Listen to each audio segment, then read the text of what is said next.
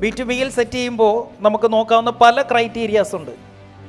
ഇപ്പോൾ ഒരു ERP solution വിറ്റത് ഒരു പ്രിൻറ്റിങ് കമ്പനിക്കാണ്. ഇനി എൻ്റെ ജോലി എന്താ? എളുപ്പമായി, അവരെടുത്തു, ഞാൻ പറഞ്ഞ പ്രൈസിൽ അവർ സാധനം എടുത്തിട്ടുണ്ടെങ്കിൽ ഇനി എൻ്റെ ജോലി എന്താ?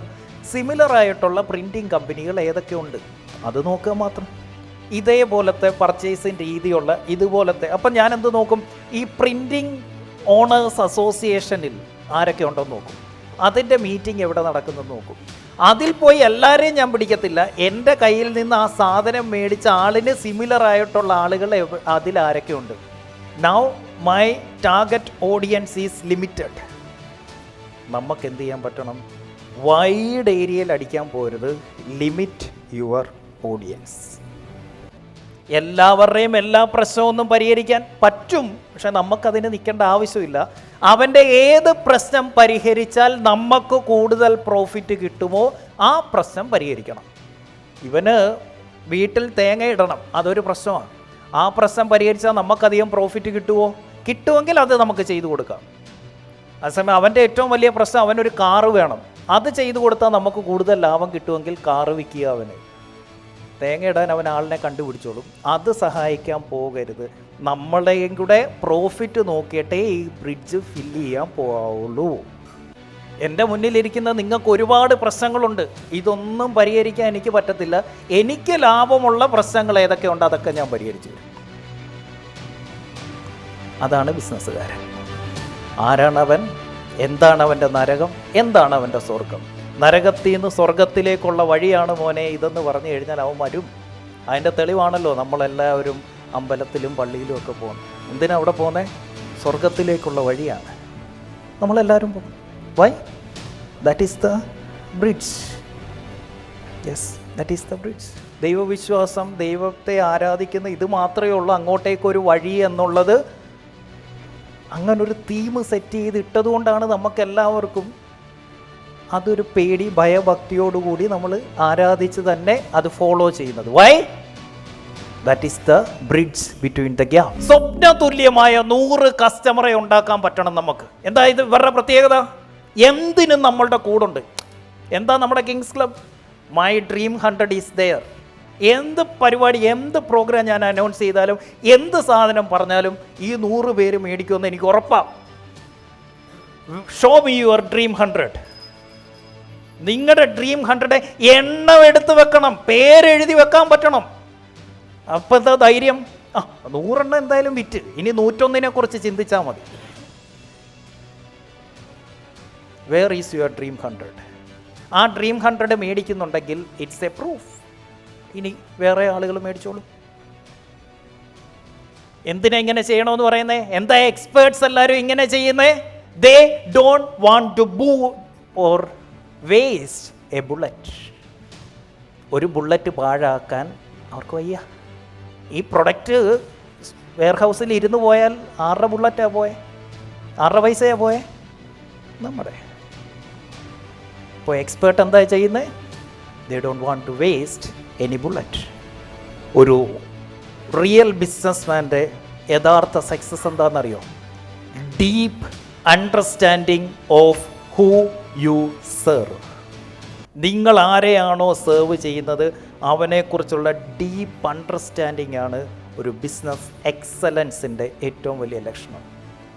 നിങ്ങളുടെ കസ്റ്റമറെ കുറിച്ച് എത്ര ഡെപ്തിൽ നിങ്ങൾക്കറിയാം എന്നുള്ളതാണ് ചോദ്യം. ഇവിടുത്തെ പ്രശ്നം എന്താ? നിങ്ങൾക്ക് നിങ്ങളുടെ ബിസിനസ്സിനെ കുറിച്ച് നല്ല ഡെപ്തിൽ അറിയാം, നിങ്ങളുടെ പ്രൊഡക്റ്റിനെ കുറിച്ച് ആഴത്തിൽ അറിയാം, നിങ്ങളുടെ സർവീസിനെ കുറിച്ച് ആഴത്തിൽ അറിയാം, but don't know anything about your customer. ഇവിടെയാണ് സക്സസ് ഇരിക്കുന്നത്, ഇവിടെ അല്ല. Nothing to do with your business, everything is with your prospect. കാരണം your product never gives you money, your service never gives you money, your prospect give you money. നിന്റെ പ്രൊഡക്റ്റോ സർവീസോ നിനക്ക് കാശ് തരുന്നില്ല, നിന്റെ കസ്റ്റമറാണ് നിനക്ക് കാശ് തരുന്നത്. അപ്പോൾ നീ പ്രൊഡക്റ്റിനെ കുറിച്ചാണോ ഡെപ്തിൽ അറിയേണ്ടത്, കസ്റ്റമറിനെ കുറിച്ചാണോ? A deep understanding of who you are serving. അപ്പോൾ എങ്ങനെയാണ് നല്ലൊരു ഓഫർ ഉണ്ടാക്കുന്നത്? നമ്മുടെ കസ്റ്റമർ യഥാർത്ഥ നീഡ് അറിയുമ്പോഴാണ് നമുക്ക് നല്ല ഓഫർ സെറ്റ് ചെയ്യാൻ പറ്റുന്നത്. നിങ്ങളൊരു കാര്യത്തെക്കുറിച്ച് കൺസേൺഡ് ആവുമ്പോൾ തൊട്ടടുത്ത നിമിഷം ഞാൻ ആ ടോപ്പിക് ഇവിടെ സംസാരിക്കുന്നുണ്ടാവും. ഹൗ കിങ്സ് ക്ലബ്ബുകാർ എത്ര പേര് ഗ്രൂപ്പിൽ ഇട്ടിട്ടുണ്ടല്ലേ, ഇന്നലെ സാറേ കിടക്കുമ്പോൾ ഇതെങ്ങനെ പരിഹരിക്കുമെന്ന് ആലോചിച്ച് കിടന്ന് ദാ ഇന്ന് രാവിലെ സാറ് പഠിപ്പിക്കുന്നത്. ഇന്ന് നിങ്ങൾക്ക് തോന്നിയിട്ടുണ്ടോ? How? Because I know what you need. Because I know what you need. ഇത് ഞാൻ പറയുമ്പോൾ ആ തലയിൽ എന്താ ചിന്തിക്കാൻ പോകുന്നത് എന്ന് എനിക്കറിയാം. കാരണം ഐ നോ യു.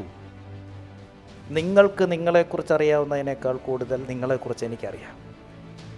നിങ്ങളുടെ ബിസിനസ്സിൽ എന്ത് പ്രശ്നമാണോ നിങ്ങൾ ഫേസ് ചെയ്യുന്നത്, അതിൻ്റെ സൊല്യൂഷൻ, ആ പ്രശ്നം എന്താണെന്നും നിങ്ങളെക്കാൾ കൂടുതൽ നന്നായിട്ട് എനിക്കറിയാം. നമ്മൾ ഇതുവരെ കണ്ടിട്ടില്ല. But I know, because I am thinking about you. Your problem is my problem. ധൈര്യത്തെ നിന്ന് പറയാൻ പറ്റുമോ നിങ്ങളുടെ കസ്റ്റമർ അടുത്ത് your problem is my problem? എങ്കിൽ they will be with you. ഇപ്പോഴത്തെ പ്രശ്നം എന്താ? Your problem is your problem, not your customer's problem. അപ്പം കസ്റ്റമറെ സഹായിക്കാനുള്ള ഏറ്റവും മികച്ച മാർഗം എന്താണെന്ന് പറഞ്ഞേ? Is to know their problem better than them. അവനേക്കാൾ നന്നായിട്ട് അവൻ്റെ പ്രശ്നം അറിയുന്നവനാണ് സക്സസ്ഫുൾ ബിസിനസ്സുകാർ. നമ്മളൊക്കെ ഓഫർ ഇടുന്നത് എങ്ങനെ? ഓണത്തിനൊക്കെ ബെസ്റ്റ് സെയിൽ എവർ, അല്ലെങ്കിൽ best offer, 20% offer, buy one get one. ഇതൊന്നും ഇറസിസ്റ്റിബിൾ ഓഫറിൽ പെടുന്നതല്ല. എന്താണ് buy one get one, 20% off, 30% off? ഇതൊന്നും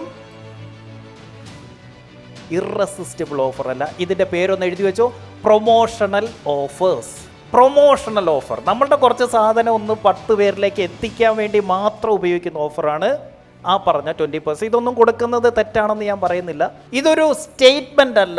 ഇറസിസ്റ്റിബിൾ ഓഫർ എന്ന് പറഞ്ഞാൽ ഞങ്ങളുടേതാണ് ഏറ്റവും മികച്ച quality, we are the number 1, ഇങ്ങനെയുള്ള സ്റ്റേറ്റ്മെൻറ്റുകളല്ല irresistible offer.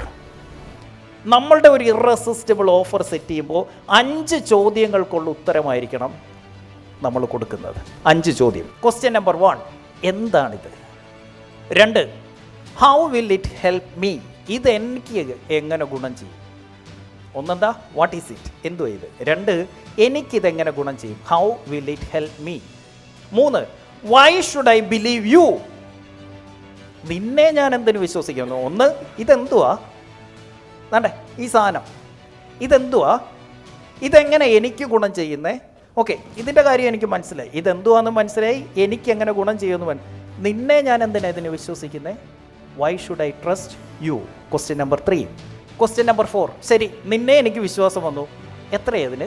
How much is it? How much എത്രയേത്? ഇപ്പം എന്തൊക്കെ മനസ്സിലായി? ഇതെന്താണെന്ന് മനസ്സിലായി, ഇത് എനിക്കെന്തിനാണെന്ന് മനസ്സിലായി, നിന്നെ എനിക്ക് വിശ്വാസവും വന്നു, ഇതിനെത്രയാണെന്ന് മനസ്സിലായി. ഓക്കെ, 5ാമത്തെ ഒരു ചോദ്യം കൂടെ ഉണ്ട്. Why is it relevant? ഇത് കൂടിയേ തീരൂ എന്നുള്ളതിന് എന്താ തെളിവ്? Why is it relevant in my life? 5 question എന്തൊക്കെയാ? What is it? How will it help me? Why should I believe you? How much is it? And why is it relevant? ഒരു offer കേൾക്കുമ്പോൾ ഈ 5 ചോദ്യങ്ങളാണ് psychologically ഒരു കസ്റ്റമറുടെ തലയിലേക്ക് വരുന്നത്. Are you with me? Yes. ഈ 5 ചോദ്യത്തിനുള്ള ഉത്തരം ഒരൊറ്റ സ്റ്റേറ്റ്മെൻറ്റിൽ നമ്മൾ ഇന്ന് എഴുതാൻ പഠിക്കാൻ പോവുക. ഖനനം ചെയ്തുകൊണ്ടിരുന്നപ്പോൾ നല്ല തിളക്കമുള്ള ഒരു കല്ല് കിട്ടി. നല്ല തിളക്കമുള്ള ഒരു കല്ല് കിട്ടി. പക്ഷേ ഇതിന് നല്ല തിളക്കമുണ്ട്. ഇതാ ഇങ്ങനെ കൊണ്ട് വെച്ച് കഴിഞ്ഞാൽ നല്ല ഭയങ്കര തിളക്കം. പക്ഷേ സ്വർണം ഖനനം ചെയ്തുകൊണ്ടിരിക്കുമ്പോഴാണ് ഈ കല്ല് കിട്ടുന്നത്. അപ്പോൾ ഈ കല്ല് കിട്ടിയപ്പോൾ ഏതോ ഒരുത്തനൊരു ചിന്ത, ഈ ഓഫർ സെറ്റ് ചെയ്യാൻ അറിയാവുന്നവൻ ഒന്ന് ചിന്തിച്ചു, ഇതെങ്ങനെ നമുക്ക് വിൽക്കാൻ പറ്റും? ഈ തിളക്കമുള്ള കല്ല് എങ്ങനെ വിൽക്കാൻ പറ്റും? അങ്ങനെ അവരതിനൊരു പേരിട്ടു, ഡയമണ്ട്. എന്തിട്ടു? ഏതോ ഓഫർ സെറ്റ് ചെയ്യാൻ അറിയാവുന്ന ബിസിനസ്സുകാരൻ അതിനെ എന്താക്കി മാറ്റി? He made it a symbol of love. Diamond എന്താ? നമ്മളെന്തിനാ നമ്മുടെ ഭാര്യയ്ക്കും കാമുകിക്കും ഒക്കെ ഡയമണ്ട് മേടിച്ചു കൊടുക്കുന്നത്? As a symbol of love. അല്ലാതെ ഡയമണ്ട് ഇൻവെസ്റ്റ്മെൻ്റ് ആണോ? ഡയമണ്ട് വെർത്താണെന്ന് നിങ്ങൾക്ക് ആർക്കെങ്കിലും തോന്നുന്നോ? It is a symbol of love. മറ്റേ ഈ കല്ലൊക്കെ ഉണ്ടല്ലോ, ഈ കല്ലാണ് ഈ പറഞ്ഞ സാധനം. ഈ കല്ലിന് ഇങ്ങനൊരു ഓഫർ സെറ്റ് ചെയ്യാൻ ഇത് കണ്ടുപിടിച്ചവൻ അറിയത്തില്ലായിരുന്നു. So diamond merchants with this concept, ഈ ഓഫർ എന്ന കോൺസെപ്റ്റ് അറിയാവുന്നവൻ എന്ത് ചെയ്ത് ഇതിനെ, ഡയമണ്ടിനെ എന്താക്കി മാറ്റി? ആ തിളക്കമുള്ള കള്ളിനെ എന്താക്കി? He made it a symbol of love. എന്നിട്ട് എന്താക്കി? ഇത് മാൻഡേറ്ററി ആക്കി മാറ്റാൻ അവരൊരു കഥയുണ്ടാക്കി. സിനിമകളിലൊക്കെ ഇത് കൊണ്ടുവന്നു. ഡയമണ്ട് ഇല്ലാതെ പ്രപ്പോസ് ചെയ്ത് കഴിഞ്ഞാൽ അത് സിൻസിയർ അല്ല എന്ന് വരെ പല സിനിമയിൽ കൂടി പറഞ്ഞു വെച്ചു. സത്യസന്ധമായതാണോ പ്രണയം എങ്കിൽ ഡയമണ്ട് തന്നിരിക്കും, ഡയമണ്ട് റിങ് തന്നിരിക്കും. ഇത് ഈ വെഡ്ഡിങ് ഇൻഡസ്ട്രിയിലെ പലരും ഈ ഡയമണ്ട് മർച്ചൻസ് ചെയ്യുന്ന പരിപാടികൾ നോക്കി മനസ്സിലാക്കി. ഇങ്ങനെ സെറ്റ് ചെയ്ത് കഴിഞ്ഞാൽ ഈ സാധനം ഭയങ്കരമായിട്ട് നമുക്ക് കയറ്റാം, ഭയങ്കരമായിട്ട് നമുക്ക് സെല്ല് ചെയ്യാമെന്ന് ആർക്ക് മനസ്സിലായി? ഈ പറഞ്ഞ വെഡ്ഡിങ് ഇൻഡസ്ട്രിയിലെ പലർക്കും മനസ്സിലായി. അവരെന്ത് കൊണ്ടുവന്നു? വലിയ കേക്കുകൾ. ഇത്രയും നാൾ കുഞ്ഞു കേക്കായിരുന്നു. ഇവർക്ക് മനസ്സിലായി വലിയ കേക്ക് ഈ സിംബൽ ഓഫ് വലിയ ലവ്. വലിയ മേക്കപ്പ് ഈ സിംബൽ ഓഫ് വലിയ ലവ്. വലിയ കല്യാണ സാരി ഈ സിംബൽ ഓഫ് വലിയ സ്നേഹം. You can identify these type of offers around you. നിങ്ങൾക്ക് ചുറ്റുമുള്ള പല ഓഫറുകളും ഇന്ന് തൊട്ട് നിങ്ങളുടെ തലയിലിങ്ങനെ കത്തും. ഇതായിരുന്നല്ലേ എൻ്റെ പിന്നിലെ പരിപാടി, ഇതായിരുന്നല്ലേ. How they are selling that. എങ്ങനെ അവരിത് വിൽക്കുന്നത്? How they created demand. Urgency എങ്ങനെ ക്രിയേറ്റ് ചെയ്തു, ഡിമാൻഡ് എങ്ങനെ ക്രിയേറ്റ് ചെയ്തു, ഇതെല്ലാം ഇന്ന് തൊട്ട് നിങ്ങൾക്ക് മനസ്സിലാവും.